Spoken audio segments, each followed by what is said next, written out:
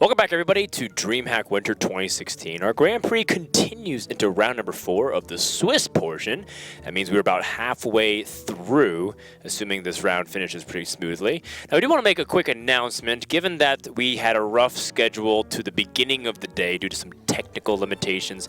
Everyone remembers we played 3 best-of-5s in the beginning from round number 1. As such, we're going to cut off round 7 for the first day of broadcast, but we're going to play it tomorrow first thing. So just rather than keeping people here till really late and then starting early, we decided just to move round 7 up and then just playing one of the round 16 matches off stream, which in the end is the same amount of content, but we want to keep you guys informed. That's what we try to do, just communicate the relationship. Speaking of some communications and relationship, we have the Brits in the tavern. We have Raven as well as Lorinda. You guys are going to be bringing the next match, which is really exciting. For round number 4, we're going to be broadcasting Firebat from Cloud9 up against Saiyan from Team Tempo Storm. Going to be a really cool clash of 2-1s right now. But before we do that, we have a little bit of downtime because the players are getting set up. So why don't we go ahead and just update on the standings. So right away, as you guys were scoring through the Battle 5 bracket, you guys can follow along. What are some of the players and notables that are sticking out to you? Yeah, I think one of the ones for me there, we can see right at the top of the bracket was Cursed. A player who's actually, a lot of pros actually rate, but just hasn't really put too much, on the scoreboard in terms of tournaments. But being 3-0 in this tournament, one of the most stacked Swiss brackets there is actually pretty impressive overall. And if he can keep that up, it's going to be looking really good for him to make a much bigger impact on this tournament than he normally does. Lorinda, what about you? What's another player? JJ 3-0. Again, he's won more Swiss games than anybody in DreamHack Grand Prix in 2016. Just doing it again and again. And also Dawn, winner of WCA, one that people may not have spotted there. Yeah, JJ has the most series wins in DreamHack history so far. In terms of how long we've been doing the Grand Prix, the guy's an absolute monster. And he, what's cool, really cool about what Super JJ does is that he just does his own thing. Right. Sometimes he brings Priest at a time where Cthulhu Priest is like bad. He still gets top 8 from it. I really respect a player of his caliber. Certainly one of the ones to watch out for. My big takeaway today is I don't even know how Wife Coach is doing it, but she's also 3-0, having defeated not just Maverick on stream, but also Camlin, a very respected player from Germany. And will she continue her rampage? I mean, she has another tough opponent coming up in round number 4, and that's an amazing story in itself. I'm also looking for players like Oskaka to do really well today. He's currently 3-0. He's just recently signed with Alliance, and he went through a period of time where he just lacked a little bit of motivation. He said that he was competing, but he wasn't really doing very much. He was mainly actually just having fun, celebrating the fact that he's a young guy. He's 20 years old. He just won the World Championship, so he kind of took it easy for 2016. Didn't nearly go as hard. He said in 2017 he's going to go really, really just hard those again. 3 things you do when you're young. You're young, you have fun, you win the World Championship. Just throw it in that order. Yeah. So yeah, sequencing doesn't really matter in that case, but I think he win World Championship party. Yeah. And have fun. This time around, though, 2017 said he's going to try his hardest and go super hard into it. And I think DreamHack's a perfect venue to do that as the first major here, because we are giving away points for 2017. Yeah, I think it's really important, as you said. This is like the first tournament with points for the winter season, and a good placement or a win, of course, pretty much just guarantees you into winter, the winter prelims. Almost guarantees as long as you finish high on the ladder if you get top 8 or something. And it's such a huge boost of points that getting just straight in through one weekend of playing is actually a huge advantage. It just frees up more time to actually focus on your preparation for the prelims itself. Yeah, you don't need to then play 100 open cups and try and just grind out those points that some of these players do so well. It's just 3 months of taking it a little bit easy, although there's last call points on the line, so some of these guys, even if they win this, won't let up because the guy with the most points goes straight through. So yep, it's a really good point. I think one of the things to consider too is going into 2017, they announced not just the Hearthstone Championship Tour, but also the global games. And they mentioned the point leader for each of their country will be selected as the captain. So you can definitely tell that a lot of people are trying to scramble as many points together so that way they can be selected on the team and avoid the voting process altogether. Really competitive for China, really competitive for USA, and Canada, and Germany, Sweden. But some of these other countries, say you're from Greece or you're from Italy, you're from Spain, and you definitely come to these DreamHacks looking to have that big splash of points, and you might realistically get 5, 6, 7, 8 points, and that could be the one leading your country. Yeah, it's going to be actually, by country, very difficult to beat someone who's placed in top 16 at DreamHack, because even just the 2 points you actually get from top 16 is like, it's 2 points no one else can get, basically. Yeah, precisely. So you definitely know that these players are trying really hard. Also, we have $27,500 on the line for the prize pool, so a handful of chunk of change. And one thing that I really appreciate about the way we broke down the prize pool is that first place gets 8,000, which doesn't immediately stand out to you like, okay, that's 8,000, like that's pretty good. But when there's almost $30,000 on the line, you're like, well, where's it spread out? It's actually because we fanned out to the top. I'm so pleased. That's something I've been moaning about for a long time. Like, we want pro players to come back and play more Hearthstone. And if one guy's got all the money, where do the others keep playing? It's less top heavy. It's very much spread out, and I think that's the way people would want to prefer. Because even if you just get top 16, you know, at least you paid for your trip, most of it.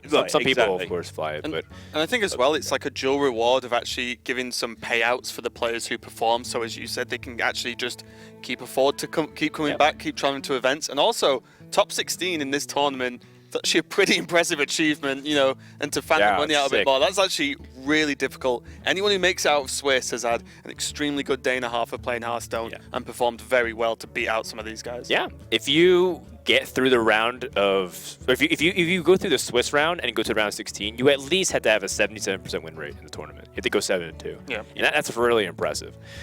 So taking a look at these guys' lineups, you already start seeing why Saiyan stands out amongst the rest is that he has Rogue in his lineup, and Rogue's definitely one of those live or die by classes. It's just, you bring Rogue to a tournament, and immediately you get a few eyebrow raised. People always be like, you're an idiot. And then there's also people who say, you're a genius. So I think it's one of those things where it's very individually driven on whether or not people like it or dislike it. And Saiyan's one of those guys who just feels like Rogue is always good to bring in last year's standing tournaments. And I tend to favor to that side. I like Rogue a lot, but I can also see it not working out for some people. Yeah, I think the thing with Rogue is a lot of the time from what you see in competitive matches is it either demolishes someone or it loses horrendously. So it feels very, not very consistent, but the amount of times I've seen people just go questing into conceal, and then they just win. Yeah, it's just, that's it. You can't stop You've just won. So, you know, if you're comfortable with the deck and you're happy to deal with the sometimes it kind of beats itself, then the deck's good. Like, the deck is actually pretty decent. The reason why I like it is because Rogue is like Temple Mage, it's like Druid, where in a sense that sometimes it just sweeps just because it just doesn't get answered. And there are some matchups which are a little bit bad, which is part of the reason why I think right now in the metagame it's a little bit vulnerable compared to other ones is because there just seems to be so many things that kill it. But at the same time, when people least expect Rogues when it's at strongest. You know, people aren't really accounting for Rogues in lineups these days. They're looking at Firebat's lineups like Zoo, Temple Mage, Druid, Shaman, maybe even a Control Warrior. Where do we really fit in Rogue in this metagame, Lorinda? I'm not a big fan of Rogue right now, but that's because Rogue is hard and I'm bad at it. People who bring Rogue disagree there. are like a different breed of player. They just bring Rogue because they are good at Rogue, and a lot of people won't be ready for it. But it's difficult right now. It's weak against the aggressive classes, which is like a lot of them. I count Tempo Mage as aggressive. I think it's weak against Zoo right now. So, yeah, let's see how this one goes. All right, well, it looks like we're going to get things off. The mulligans have been in, so Saiyan versus Firebat. Raven and Lorinda, enjoy. Thanks a lot, Frodem. So, yeah, it's going to be the Rogue that we've been talking about from Saiyan. Kicking things off against Firebat Zoo and getting off to a pretty reasonable start. The Felguard. What a like weird card to try and work out whether it's going to be good or not. The taunt is great, the health is great against Zoo, but you do just permanently destroy a mana crystal when you play it. So it's a bit of a weird trade-off. And then versus Rogue, who you kind of want to be ahead of your opponent, especially versus Zoo. It might not be worth it, but for now at least, it doesn't seem terrible with the hand of double conceal. Like, given that his hand is so awful right now, it can change really quickly. I mean, this double conceal hand, if you get a questing, can suddenly become an amazing hand. But given his hand right now, he may end up having to play this Felguard, and then if he draws something that costs 5 or 6 mana, we might find him in a bit of a spot. So the next 2 draws are going to be crucial to decide what he wants to do with this.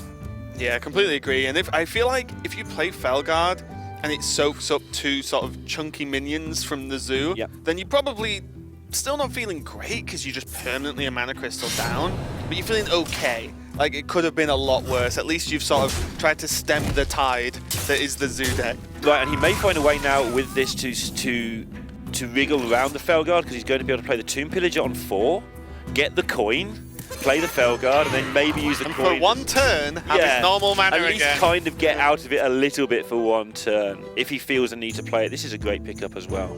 Yeah, the deck can normally just a one-of, and even then not super common in Rogue. It's more of a stylistic choice than a staple, really, in the Rogue deck. Just saying, it's going to get some work out of it. Definitely good versus Zoo when you can just kill a juggler. It's got to feel pretty great. And we've been talking about Saiyan's hand, but Firebat's also got this really awkward hand, the double Soulfire one, that everybody who's ever played Zoo... just draw Silverware Golem, it's not a problem. And then just control your discards, and then you win. So you play Zoo, right? I always wondered how you did that. Right, yeah, so everyone who's ever played Zoo has had this problem with the Soulfires, and it does just become a bit of a mess if you're not careful.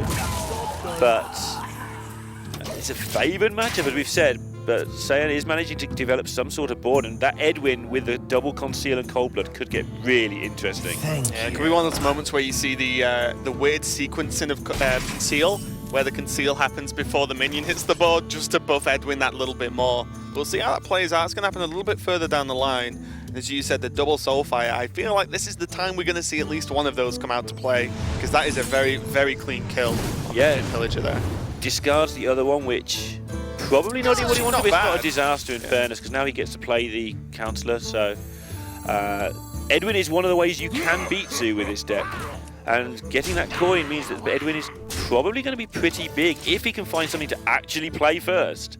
Yeah, I think Edwin's always scary. Of course, it can just win games if you stack it big enough, stealth it, get a couple of attacks off.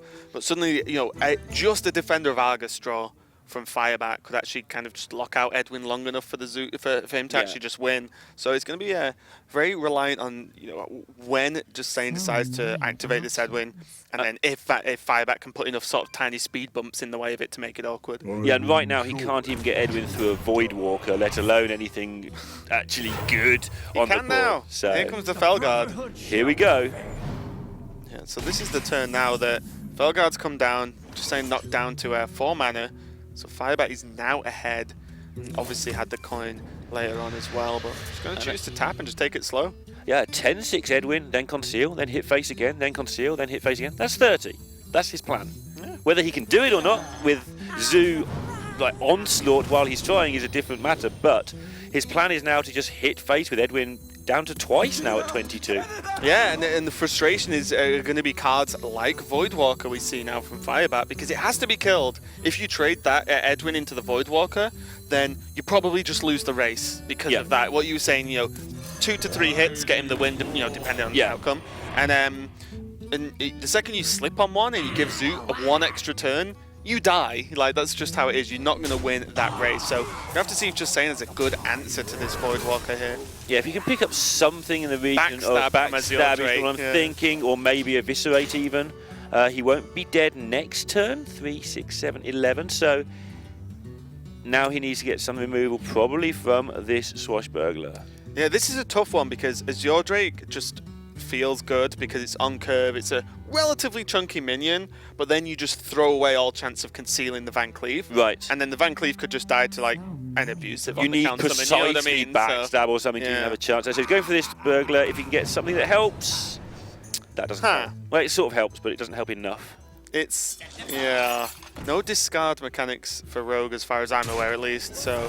But the 3-3 may allow Saiyan to make trades that just buy him the extra turn for the Van Cleave twice. At the end of the day, the 3-3s is still an additional body he could play that turn that starts to contest some of the board as well, so... But a second Void Walker appears, so the Cold Blood's going to end up in a different That's what the Silverware Golem's for.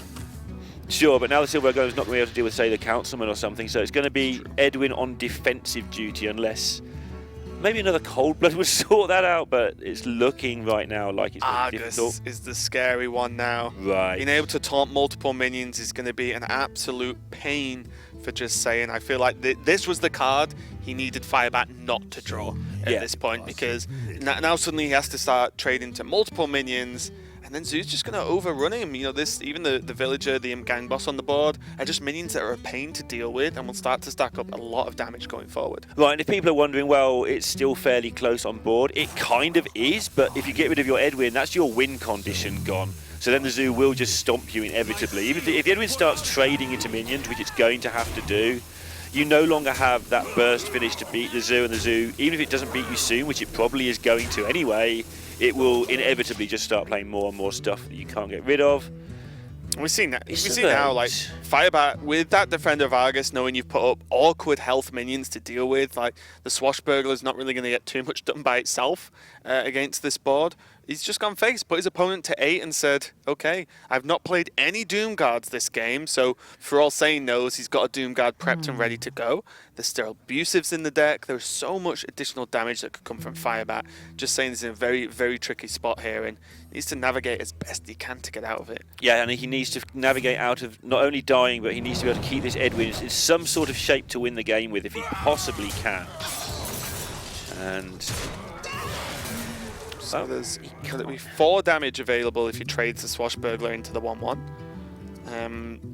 The problem is really here that either way you're dead to Doom Guard, so he doesn't go for the trade. He puts the Cold Blood on instead, and this is great because it stops the tap. Yeah, and you're dead to the same stuff. You know what I mean? Yeah. Like you're actually just dead anyway. If Doom Guard comes out, you lose. So of course, you're representing 12 damage. You're also stopping Firebat from able to tap, which means that if you're not dead to the hand, he can't dig that extra 1. But he may read this as, I have to dig anyway because otherwise I lose. Yeah, like I need to win this turn. But he doesn't. Yeah, the only thought is because of that Void Walker, he can put another speed bump in the way. And, you know, he's kind of seen, well, Rogue's only got 1 card. Like, what can he actually have that's going to punish it? It needs to be, you know, exactly a spell damage backstab or something. Yeah, he's got Azure Drake into backstab, plus his regular draw needs to be maybe the other Eviscerate. That would do it. This isn't it, I don't think. I can't see any way out now. So even the backstab would be 1 short.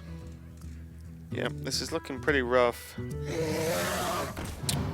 Not the That's backstab. definitely not that one. And that is going to be game. Justsaiyan cannot defend against the Zoo onslaught. Firebat, as we mentioned earlier, where he had his first match streamed. He was saying regarding Zoo, he thinks if you ban Shaman out, Zoo is just by far the best deck, and then opening up with it against the Rogue of Justsaiyan, working out pretty well so far. Yeah, I think what he means by that is actually I think Druid is the best deck at the moment. But Zoo destroys the Druid and is good enough against everything else that makes Zoo the best for this particular tournament at this time. Yeah. I think if you play anything else, I think Druid is a slightly better deck. Yeah. But yeah, the way the Firebat speaks, he means that's the best. Yeah, of course. Yeah, it's the best if Shaman's gone. Well, you beat the Druid. All the things the things that beat Zoo are things that nobody's playing. Yeah. Apart from the things you're banning. So yeah, 1-0 and Zoo trying to do that thing it can do in LHS where it just goes straight through the field. Yeah, and to be honest, the Rogue, that game really wasn't so much just Rogue having had a bit of a poor draw. Double conceal against Zoo is not what you need. We didn't see backstabs or SI7 agents, so like that's Rogue at its worst, in my opinion. In where Felguard was a mess. Yeah, but to be fair, cards from Swashbuckler, you can never rely on them, right?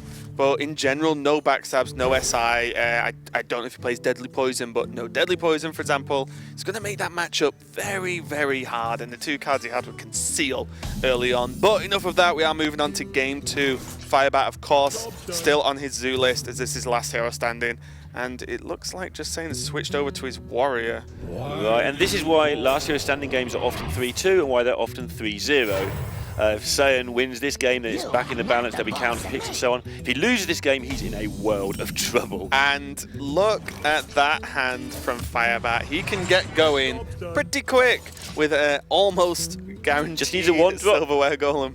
Any 1-drop. Not a 1-drop. Oh, if this is him, Gang Boss, I'd cry if I was Firebat. Oh my god, it is. Start crying, Raven. Start If crying. I was Firebat, was the caveat I said. Start crying Firebat. The second Malcazar's Imp can actually get a lot of work done for Firebat going forward, especially because the minions he has in hand are the Silverware Golem, so that whiff on the Imp Gang Boss wasn't, backbreaking for him.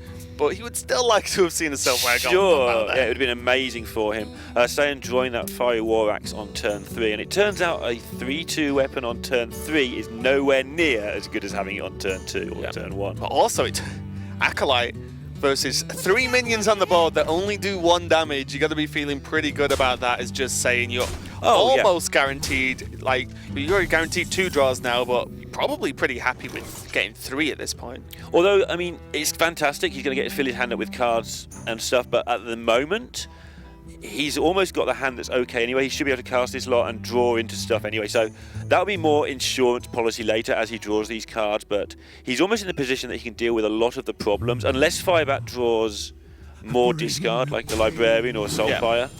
Well, the key thing is you just all Justsaiyan wants to do is have answers available to him. And although he has a great hand to deal with the board now, he wants to continue to have a hand and be able to continue to answer Firebat throughout the whole game, and that is plan to win this one. Right. Friend of Argus is a pretty good pickup. This is interesting because Saiyan chose there not to attack with the War Axe, saving the charge possibly because he's got Brawl in his hand. And Firebat maybe didn't have, but Firebat's not got much choice. He's kind of got to go all in. You can't hold back against the Warrior. It's too bad a matchup to start tiptoeing around Brawl. As Zoo versus Warrior, if you play around Brawl to the extent of a turn 5 Brawl, then you are probably just not going to win the game because of that. Never mind losing to the Brawl, you lose to yourself a lot of the time. But the Brawl did happen, and Justsaiyan got one of the means you could actually kill off with that axe. So a full clear for him on 17 health now. Look at this comeback, is a Doom Guard into 2 Silverware Golems after the Brawl. Justsaiyan's reaction says it all. Just the shake of the head, leans back, not like this. Wow, that's just the ultimate comeback, and of course he just has no execute either. There is. The revenge is for 3. Shield block, shield slam. The revenge is for 3 as well. If that had been 13 health instead of 12, then what a difference it would have been. Oh, okay. He's actually developing the minion and taking the damage now, presuming that Firebat will not be able to do 7, and instead saving the shield block, shield slam for probably the minion that gets played this turn to just, stay on top. Okay, maybe not Possessed Village. And this is where, incredibly, the Zoo is actually behind. It looks like the Zoo's in front, he's done so much damage, but now the Warrior begins that slow and tedious rebuilding of armor. And Firebat inevitably, almost as you said, rebuilding of armor. Justicar True Heart swooped into the hand there for Justsaiyan, so next turn that's going to look great. Sylvanas off the Barnes as well, and when you've got a board and your Zoo opponent doesn't, as you said, you are ahead regardless of life totals. Just to point out there as well, the inevitability of the armoring up, Saiyan just skipped the value of that shield block and said, right, my weakest turn for the rest of this game is this turn right now. I'm going to gain 5 armor. If you don't kill me now, I win. Whereas, if you wanted the value play, you'd save that for a bit later, but a bit later you've won anyway, so yeah, if the game goes late, you win regardless. So Justsaiyan managed to even it up there, and as you said, kind of go for the counter picks, but to be honest, Revenge, the Brawl, the War Axe, all coming together to completely wipe the board. And against Zoo, once your board's wiped, you're feeling pretty good about life, especially as the Warrior, as you said, where you can just armor up, get out of range, and they're not really fear anything going forward. So it is 1-1 now. Yeah, would expect no less. I think these two players are both 2-1 at the moment in the Swiss, they are. So winner of this obviously in a great position, 3-1, obviously 2-2. Probably got to win 5 in a row from that point to make the top 16. So absolutely huge next 3 games, basically a best of 3 now. And Firebat obviously pretty predictably pricks the Druid into this Warrior now. Yep, gonna see if we can get some work done. Justsaiyan keeping the Twilight Summoner, something he can pretty much get away with because Druids, even at their fastest, and not that fast. Right. So you can more than likely just drop that Summoner down and be okay with effectively for that turn playing a 4-mana 1-1. Yeah, we'll see a very different approach from Saiyan. This time he'll be getting value out of every card he can. He will be trying to race through his deck to try and keep up with Firebat, because Firebat's going to try and race through his to find his threats. Yep. The Warrior has to try and keep up to find its answer faster than the Druid can find the threats, and usually it can't. Yeah, I think a lot of the time you'll see Nourish almost always used, or at least the first Nourish always used for cards. If there's double Nourish in hand, then you can mess around with that combination. But in general, you always want to Nourish into cards, get through your deck, because guess what? Probably winning the long game versus N'Zoth Warrior. So you draw your deck and then end as quickly as possible in this matchup as the Druid. Yeah, and Saiyan here's not even going to play into something like Harris, not going to give any information away, not going to do anything, just going to and like I said, with the the Twilight Summoner being kept shows the expectation of how fast this match is going to go on, more realistically how slow it's going to go. There is no requirement to coin into War Axe whatsoever. You can play the War Axe this turn because it's not getting don't have to use any extra resources. But Justsaiyan is just equipping it just for a rainy day at this point. Right, Firebat's decision time again. Notice he went for Spell with his first Raven Idol, by the way. That's not always what the pro players do. A lot of them do swear by going for a minion. but by going for spells, you do reduce your giants, so you can play them quicker. But by going for minions, you don't need a giant because you've got a minion. I think what's important as well is it was a turn 1 go for spell, so you can... and Firebat's lacking ramp. So he's lacking, any of his acceleration, lacking card draw. Obviously, he has Nourish now, right. but lacking card draw, as well, lacking ramp. And because the problem is, with double Drake and Nourish, well, when's he going to play this minion he's going to summon, right? You always assume it's going to be about a Yeti. Yeah, so when are you actually going to play it in the next cycle? Probably like 6 turns? And this what makes this Druid deck so hard to play. And I mean, it is a difficult deck to play well. I've spoken to a few players who are saying it's the hardest deck. It's the deck that I think performs the best if you play it well. Right, and nobody plays it well. But also, you can be heavily punished if you mess up. Yep. You mess up one choice from a Raven Idol early on or whatever, because they're the hard parts. Raven Idol turn 1, what the hell do you pick? Right, and sometimes it's not obvious. Because, again, there you've got to think ahead, you've got to think what you just described about when I'm playing my minions. Every single hand can be very slightly different and make a huge difference to what you actually do. And in this occasion, just having that double Azure Drake meant, you know what? I'm going for spells this time. Yeah, and you see now the Summoner getting put down as we guessed on that magical turn 4, and that in itself is just a kind of pain for Firebat. Right. It's like, well, it can keep chipping away, great, and I don't care about one attack at all, but eventually damage is going to happen, and then a 5/5. Damage happens. That's the thing that happens in Hearthstone, especially when you've got Swipe in your deck, which likes to go face. Sometimes even in Druid now, you swipe face if you're not saving up for some sort of double Innovate Malygos thing. You just swipe face so you don't waste mana on turn 7 or 6, just when it fits in nicely. And suddenly you give your opponent a 5/5? Yeah, and this is exactly what we were talking about earlier. We're like, Nourish, always used for card draw, but it depends on what your hand looks like. And suddenly with the Asheraj in hand, guess what's good? A 10 drop way quicker than your opponent has 10 mana that they have to deal with and summons another threat. So now Firebat deciding that he has enough cycle with the Azure Drakes, Nourish can afford to ramp, then he gets into Yasharaj as quick as possible. And Saiyan reading that, by the way, he wasn't going to do anything differently anyway, most likely, but a little bit suspicious, your opponent's ramping up. So I'm going to play all my Death Rattle minions now so that I can set up a brawl and my stuff will live and your stuff will die, and I'm going to have the board and you're not. And that way you get to save your executes, your shield slams for a rainy day. Yeah, I think when your opponent turn 5 nourishes into mana, you expect the big boys. You expect the Ragnaros, and Malygos, now more recently maybe even a Yasharaj or something bigger. And you've got to expect that sort of thing to come out, because we're also getting to the point in the tournament where scouting is a real thing. These deck lists are hidden, right? Yeah. But you can just ask people like, oh, you played this guy earlier. What sort of decks did he bring? And then suddenly that information becomes more broadly known and it becomes more obvious as to what everyone's playing. So, Same will know Firebat's playing the Yasharaj variant at this point, so now he can play with that extra knowledge as opposed to going into this first game of the day and then thinking, oh, he's probably just ramping into Malygos because that's all that's in the deck. And DreamHack is very different to nearly every other LAN or every online event as well, where every player is basically in the same room. Yeah. So word gets around. Even word gets around quickly at a LAN where the players are spaced out. Yeah. But in this one room with 200 players in it, word gets around as quickly. If you need to know something, you can find it out. Oh, very quickly, yeah. And the Fire Warlock's not really the best pickup in the world for Justsaiyan. He doesn't really need it at the moment, not using the 2 charges he already has equipped. But Slam there going to help cycle into more cycle in the form of the Acolyte. It's a few options, but I imagine this is just going to be a face tank moment. Yeah. So counting up the removal, we can count, say the minions on board are basically 1 removal spell. The Brawl is basically 1 more. Your Execute is 1 more. So Firebat needs 3 threats before he even gets going here.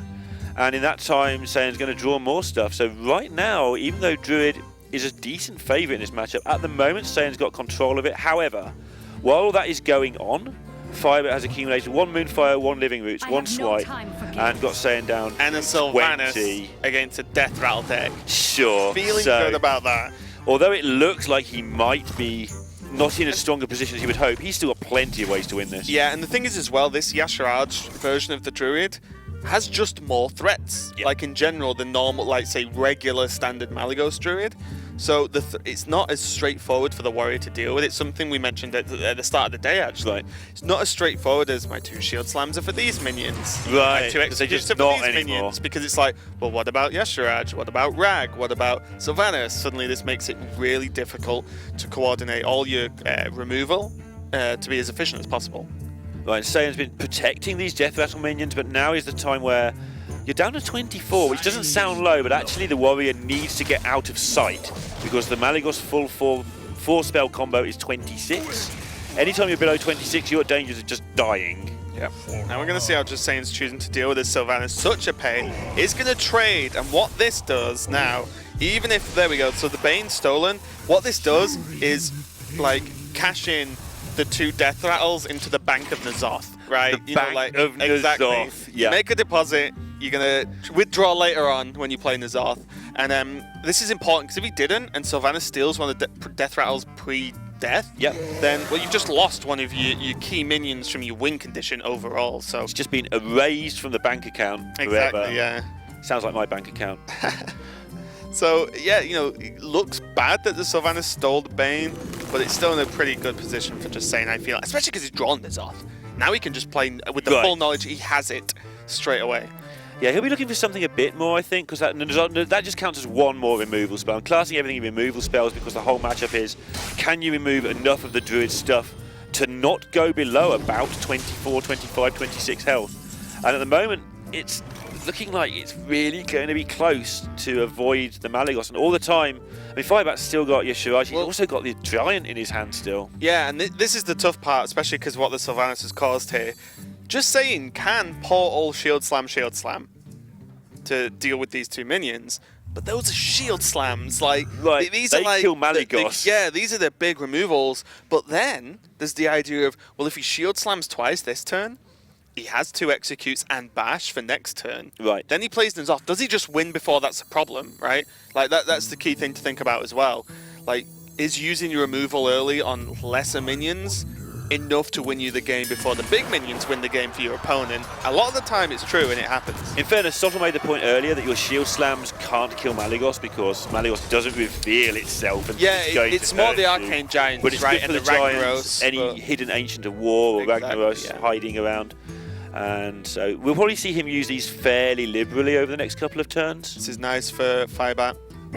Ragnaros coming down, and now he's going to just threat bomb. Basically. Now he's Every just single so turn he's far like, ahead. here's Rag, can you kill it? Okay. Here's Yasharaj, can you kill it? Okay. Here's Arcane Giant, can you kill it? Probably not at this point. You Right, know, and if you kill all those, at some point Malygos turns up. He may even come from Yasharaj. You might just go, yeah, exactly. and Yeah. then you just win. So way too many Ooh. things here.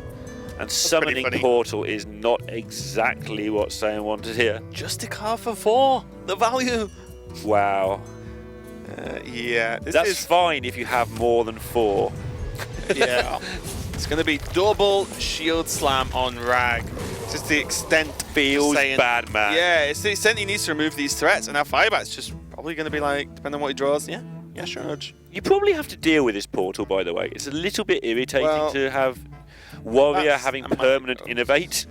That's true. Only for minions. Oh, that is indeed actually a Malygos. That is a very good analysis of that card, and I agree with it entirely. Yeah. The Portal's only a pain for minions, and at 10 mana, any minions the warrior wants to play are big enough to probably only be able to play 1 anyway. Because it is only... it'll be very difficult to combo multiple minions. Bane's been played, Twilight Summoner's been played, so the cheaper ones are already gone. Firebat doesn't have many minions left. There's probably 1 Maya Keeper at a guess, probably 1 more Giant. He probably has a good guess as to what's going to come out here. Fandral, Fandral would be good. Emperor, or just a Giant. Arcane Giants are often free, but that would have been 5 mana if he drew it. So he just gets 15 mana's worth of play in that turn, 18 power on board. Actually lethal to what's developed actually on board plus hero power. And yeah, now it's down to just saying double shield slam gone, so Firebat knows that these aren't going to be dealt with anything. This is cheating. This is just looking just a problem because there is no the problem with how he played the turn previously and what he had to do to get rid of Rag is that he has removed his execute activators. Yeah. So now he has nothing. He can't actually activate Execute without going in with the War Axe, and that is not something you want to do. Looks like he's going for the old Justicar double armor up and the War Axe. How OP is the portal? The old Druid hasn't got 4 damage. I'll be fine. Play. He knows full well that he's going to die here, but there's no point not making your opponent show it. There are Living games. Roots. There have been games where people have lost to things like Anything Will Happen Murloc because the bottom 2 of the bottom 3 cards have been the Anything, and it's like, show me the win, and Firebat's just showing him the win right now. And you see, the Druid yet again having a great performance so far. I think if the Druid, we were talking about earlier, it's one of the standout decks, I would say, at the moment. And I don't know how much of the Yasharaj Druid you've played, but from what I've played of it, I actually like it because it just gives you more options and more threats in general. How does he know? That's fine. Me and Sol aren't supposed to like the same things. It would be weird if we did. I agree with you. I think the Yasharaj Druid is really good at the moment because it's good in the mirror. It's a little bit how Warriors developed, where Warrior was really good as a control deck, and then people went, I'm going to play N'Zoth, and then people said, well, I'm going to play Cthulhu. And if you're not careful, you lose back. It's like a tiny rock, paper, scissors sort of scenario. Goes on. And I think Druids do the same thing. They're going, right, I'm going to play the heaviest Druid because Druid's like the dominant force in the meta, which is why Zoo's so big. And I'm going to play a bigger Druid than you. And it's going to be just bigger enough that I kill you without dying. Yeah. But it may not last, but it's good right now. Yeah, and the Druids, what we're going to see as we move on to the next game, Firebat is 2-1 up versus Justsaiyan. This could be this is match point for Firebat. This could be the game, but it is going to be a Druid mirror, and these are volatile matchups if there ever was one. Yeah, and the thing that feels bad in Last Hero Standing is when you're 2-1 down and you queue the mirror. Yeah. If that's your best option, you're in a tough spot. Yeah, this is, for Justsaiyan at least, is almost a must-win game. Obviously, he just loses overall, but he has a worse deck anyway, so he's got to go against his Druid twice, so I'm guessing he's just taking his best deck to just get a winner onto the board, and then just hope his worst deck just wins out in the end. Maybe throw Firebat off with the potential of being reverse killed from being so far ahead. Yeah, he's in a good spot as well for it at the moment. Firebat had the double giant, which is fantastic in the mirror because the first person to make an 8/8, the other person starts wasting their win conditions. They may end up having to use a Living Roots they don't want to, or a Swipe they don't want to, just to get rid of the 8/8, or a Mulch, which is not ideal because there's Ragnaros. And having the double giant, Firebat will be excited to try and just get these as cheap as possible, as quick as possible, and just plop them on the board. Against that, Saiyan's got Fandral, which is a great equalizer here. If you get your Fandral going before anything else, you're the one in the driving seat. Yeah, it's gonna be kind of a tough one for both players. As you said, it's more like who just gets on there first, right? I feel like the second a minion sticks onto the board for like a whole cycle of turns, then it's going to be looking really good. That's a legendary, and it's Yasharaj from Barnes. Saiyan just sits back in his seat. This is what Firebat with this quickest of glances up to Justsaiyan. Oh no! Woo! Okay, so I heard that 14 power for 4 mana on turn 4, or turn 4, yeah, is pretty good. You were lied to. Oh, really? No, not really. This looks pretty good. Yeah, this is dream scenario. To be fair, there are a lot of great cards Yasharaj could have pulled. The deck is purposely built heavy, but right? Barnes pulling Yasharaj is the thing that makes it disgusting. Into Yasharaj as well. What do? Deck them. You have all your minions. I'm going to put up a wall of 1/1 taunt minions. That wall of 1/1 taunts that Druid is well known for. I don't know, just going to make a deck up now because it looks like a real deck is not going to win this game. Moonfire is going to be as good as it can get, and the Wrath onto the Yasharaj at least sets up Innovate Rag next turn for Justsaiyan to try and snipe the Yasharaj, to try and just damage control at this moment because he's taking 10 to face this turn. And it's interesting now that Firebat is just going to be able to head for a turn 8 Giant into Giant on 9, and that's assuming that none of this stuff is actually This is the problem now, that there's the... Oh my lord. There's the Ragnaros from Justsaiyan to snipe the Yasharaj, but now there's a Ragnaros and an Emperor on the board as well. Like, he just can't catch up quick enough, and as you said, there's going to be Giants available extremely soon. There's simply just as your Drake Swipe. He did get the Yasharaj, which is actually pretty sick. Big-ish deal, I think. I think it's just in time to give him a non-concede situation. Yeah, he has had chance, but even Malygos into Living Roots is going to produce results. With the reduction, the 0 mana Living Roots as well. Yeah, as you said, for the Malygos. Now he has Nourish, So he's just got even more options I think now. you just go face for 5 here. Well, and then if Ragnaros hits Ragnaros, it's good. And if it hits face, he's down to 8. yeah, I actually think that the nourish is kind of great here. Yeah. Because what Firebat's doing is, okay, things got a little bit giddy for a minute. Now they're not as crazy. So I'm just going to take it slow. I'm going to draw way more cards than you. You can see Justsaiyan's only on 3, one of which is a And wild you know card. you're winning with this Rag. Yeah, You don't and- care what this hits. And you're ahead, and you know, you've just nourished, you've gained some extra power, and Emperor's still on the board. It's like, yeah, I mean, Druid, There we go. Justsaiyan's just had enough of that for one day. Thank you very much. He does not want to see any more of this nonsense. Yep. And Firebat goes to 3-1 in the tournament now, taking that down 3-1. Yeah, this is huge actually, because at this point for both players being 2-1 with 1 loss already there, when you go to your second loss, it becomes like the scary moment in Switch, right? You cannot drop another game. So Firebat getting ahead is great for him. Obviously, unfortunately, someone had to lose, so Justsaiyan was on the rough end there. But did you enjoy that matchup, Fred? A very quick finish to the series. I did. I'm a huge Firebat fan. I think he's one of my favorite, if not my favorite personality in Hearthstone currently, just in terms of what he does for the community, the content he creates, and just being able to hang out with him. I think, you know, Firebat always tends to simplify a lot of statements down to like 1 or 2 things. And generally when he plays Druid, he tends to just say like, I'm just going to Barnes him and hit Yashara. And That's the winning play, right? That's kind of like what he always jokes about, and it actually happened. Yeah. And not only that, he got the follow-up on the Rag. That game was, that game, in the words of Rayned, might be everything that he hates about Barnes. But at the same time, you gotta love it, man. That's quite a rush. Yeah. How you feeling, Firebat? You're squinting off in the distance. Classic Firebat. Reminiscing about the Barnes.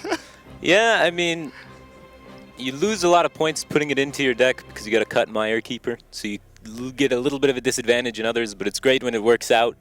I think it's good in the last year's standing format in particular because your opponent has the ability to counter queue you.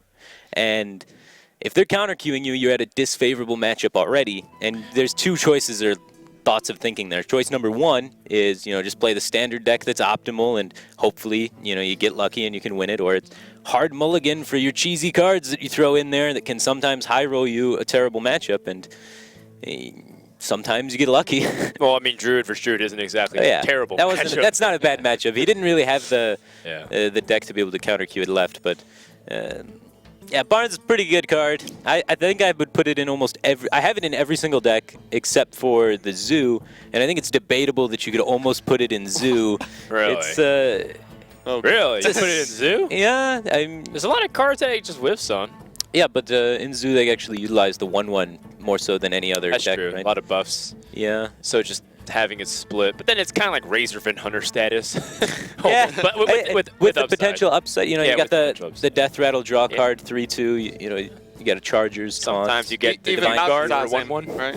Yeah, Even Malkazar's Malkazar's in can for the be live sick. You got effect. Death Rattles, Okay. Divine Shield. Alright. So Okay. I almost put it in, but it just Yeah.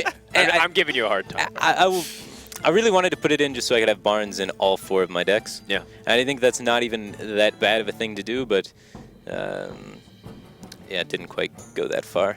Any comments on the fact that Sam brought Rogue? I think that's always a contentious class, especially in a time where Rogue is not good at all. And I thought you were thinking about bringing Rogue. Yeah, I thought about bringing Rogue. It's a pretty scary proposition to bring Rogue. Rogue is so mentally exhausting, especially when you have like disfavorable matchups a lot of the time. So if you're going to be playing Rogue all day, like part of the Swiss grind, more so than play skill or deck building, is just mental fatigue. Yeah. And the player that's going to perform the best is the guy that's able to, you know, come here all day and stay focused the entire day. Yeah. Which is like a hidden skill that people don't see in Hearthstone, but it is, you know, it's an 8-hour day. You're here thinking critically for 8 hours straight. So I am not confident in like my ability to think critically with Rogue for that many hours in a row. Like, I love Rogue, don't get me wrong, but it has much more decisions than a lot of the other decks. So I think for the like this format, it's important to think about, you know, where am I at endurance-wise? How much Hearthstone do I play on a day-to-day basis? And I've been doing a lot of casting, so just getting right back into it.